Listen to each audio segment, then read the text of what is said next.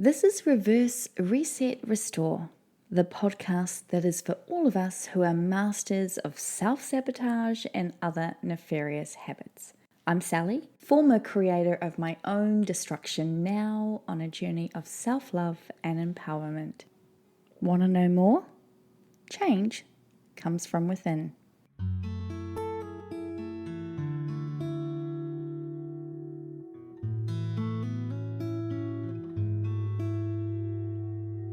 Welcome to this special edition of Reverse Reset Restore. As promised back in episode 9, The Silence of Self-Sabotage, part 1, I said I would do an episode all about Vermicious Knids, characters from Roald Dahl's 1972 book, Charlie and the Glass Elevator. I'm going to be linking them back to my own theories of how our thoughts and feelings can be Vermicious Knids of our own design. They are the thought aliens we keep in residence.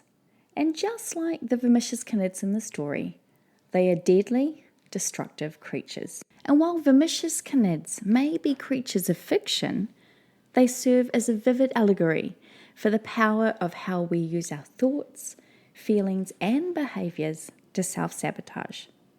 For those of you who are unfamiliar with Vermicious Knids, let me start our conversation with a little literary history and the world in which these vicious villains exist. Like many people, especially in the westernized world, I grew up reading Roald Dahl, and the first time I ever heard the words Vermicious Knid was watching the 1971 movie adaptation Willy Wonka and the Chocolate Factory as a child. The incomparable Gene Wilder was perfect and creepy as the strange and oddly detached Willy Wonka. Wonka referred to Vermicious Knids as one of the species of animals that lived in the Loompa land and preyed on the Oompa Loompas. Wonka offered refuge to the Oompa Loompas from them and other delightfully named and ferocious creatures, including the Hornswogglers, the Snozzwangers, and the Wangdoodles. Here is a guy who knew how to capture a kid's imagination with inventive language. But it was in the follow-up book, Charlie and the Glass Elevator, that we are truly introduced to Vermicious Knids, amorphous aliens going around the universe gobbling up all the sentient alien species, basically acting like the solar system was their own personal giant space smorgasbord. Wonka claims that humans have not met the same fate as all of the other life forms sharing our galaxy and beyond, because the Knids are unable to survive the heat of re-entry and do not possess retro rockets, so they cannot enter Earth's atmosphere without being burned up by the friction. If this is true, though, there would be no Vermicious Knids in Loompa as mentioned in the Chocolate Factory film. But we'll forgive the errors between film and books because A, we are talking about fictitious creatures and fictitious lands, and B, it really doesn't matter if they can enter the Earth's atmosphere or not for the purposes of this conversation.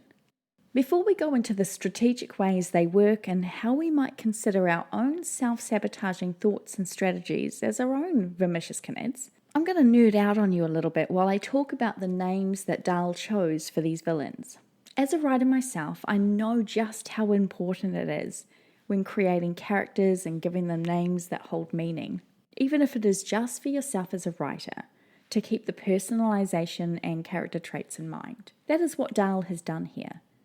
And not just with the Vermicious Knids, but with the Hornswoggles and the Snozzwangers and the Wangdoodles, which are all based in real-life words, even if some of them are now considered obsolete. Bring back Wangers! I never even considered looking into any of these names until I decided to do this show. So you're welcome. I'll pop the meanings of these creatures' names in the show notes, so if you decide you'd prefer to call your self-sabotaging thoughts Snozzwangers or Wangdoodles instead of Vermicious Knids, you'll know what they mean. Or if you are just simply curious as to the meanings behind these creative character names.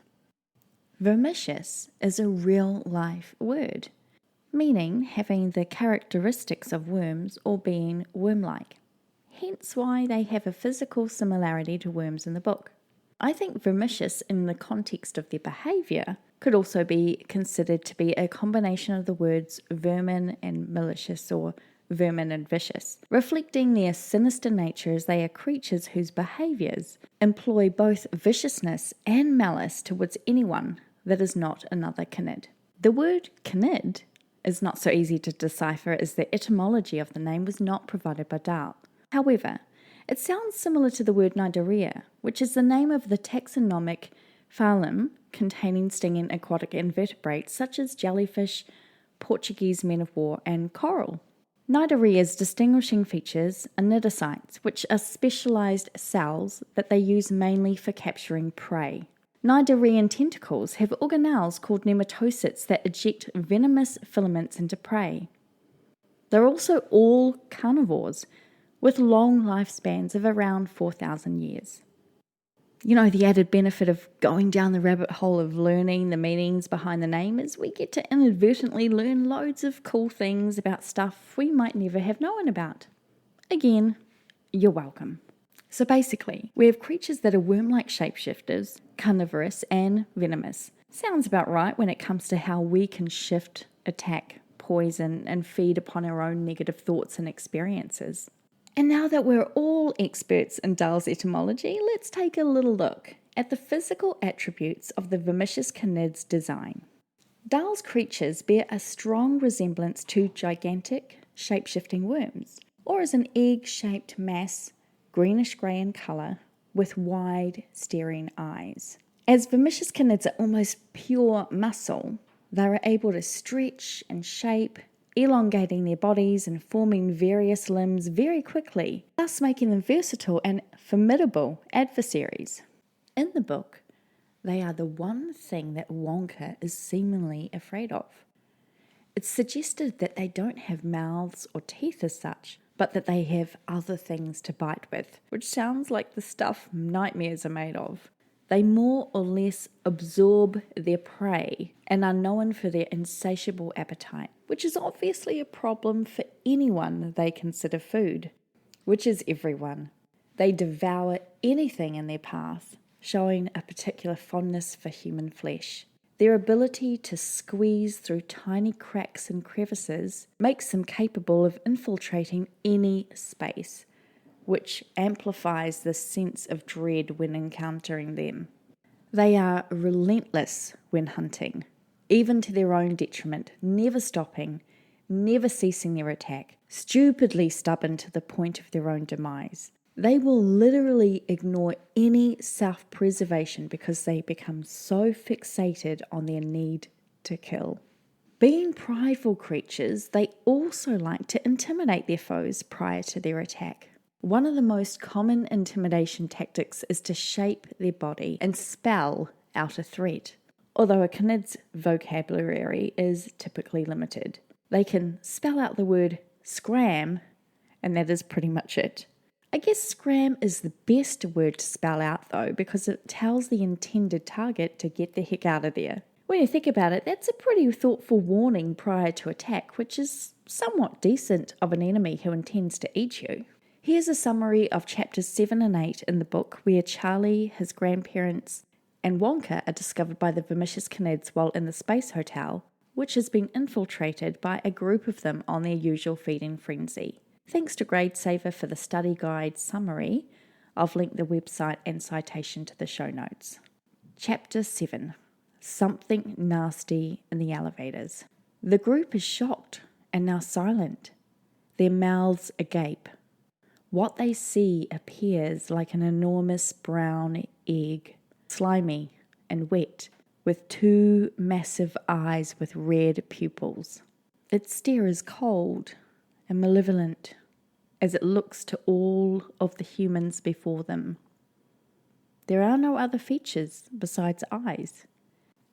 Its body begins to move toward them. Charlie notices that the next elevator is on its way down too. Then another, and another. Finally, there are 5 of these creatures before them. They are slightly different sizes and shapes. For 30 seconds, nothing happens. Charlie is paralyzed by fear. One of them begins to change its shape into a sinuous, snaky S. The others all follow and eventually spell out the word scram. Wonka screams to move and all of them run as fast as they can out of the lobby and into their glass elevator. Wonka presses buttons and the door snaps shut. The elevator floats back into the air. Chapter 8. The Vermicious Knids. Wonka begins gasping in terror at the creatures and makes the elevator move as fast away as possible. Charlie asks what they are and Wonka is incredulous that he doesn't know. They are, after all, the worst and most brutal, vindictive, venomous, murderous beasts in the entire universe. They are the Vermicious Knids, and they have no bones. They are one big muscle and can twist into any shape. Wonka explains that the Knids are the terror of the universe and destroy everything they can find. But if they're so fierce and dangerous, Charlie said, why didn't they eat us up right away in the space hotel? Why did they waste time twisting their bodies into letters and writing scram? Because they're show-offs, Mr. Wonka replied. They're tremendously proud of being able to write like that. But why say scram when they wanted to catch us and eat us? It's the only word they know, Mr. Wonka said. As you can see by the cover art for this week's episode, I did my best to interpret the Vermicious Knid just before they are about to attack. But it's not just the physical description of these creatures that pique my interest. It's also the way in which Dahl describes them as a species. In spite of their somewhat grotesque appearance, ferocious appetite, and ability to shapeshift into every nook and cranny, they also exhibit an exceptional intelligence, which makes them incredibly dangerous and cunning. They also possess a collective consciousness, allowing them to communicate with one another using telepathy.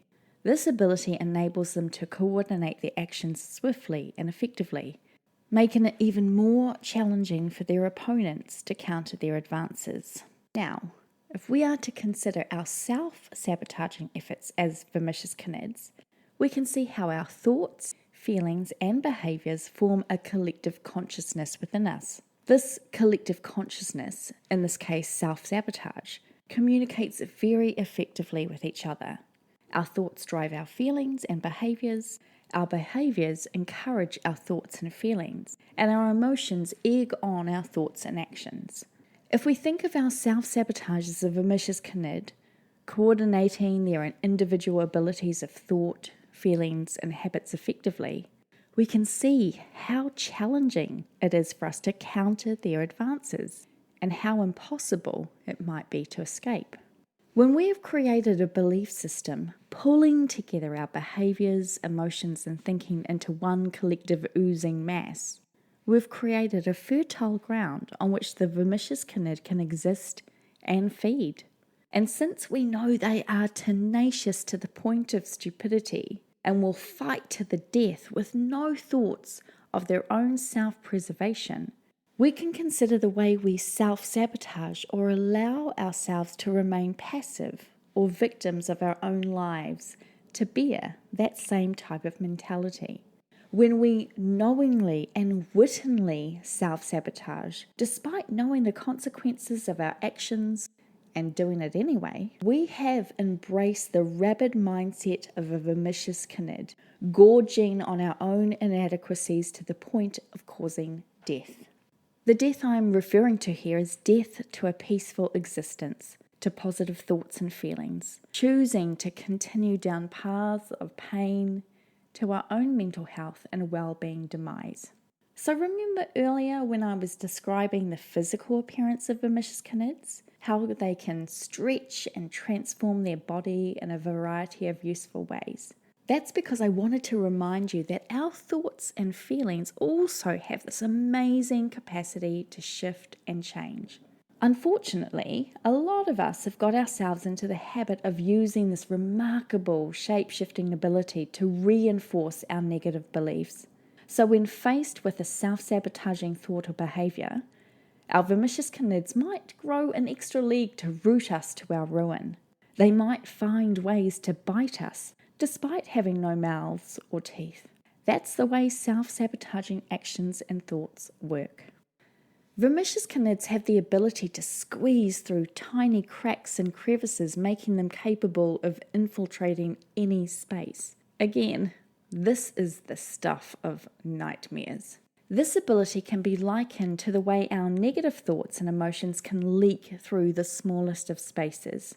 So even when we are working hard on improving the way we think, feel, and treat ourselves, we are not impervious to our alien thoughts being able to find their way in. I know, that almost sounds like a recipe for defeat. Why bother trying to stop these alien attitudes, actions, and notions if our Vermicious Knids can just get through any barrier we try to create?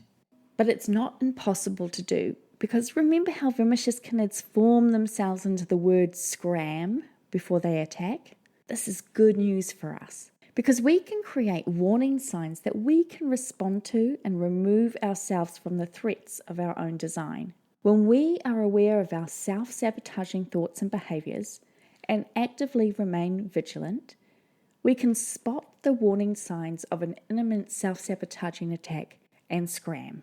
I made an acronym from the word scram, changing it to create a sentence that can help change my self-sabotaging practices to create better strategies. Safely cultivate resilience and mindfulness.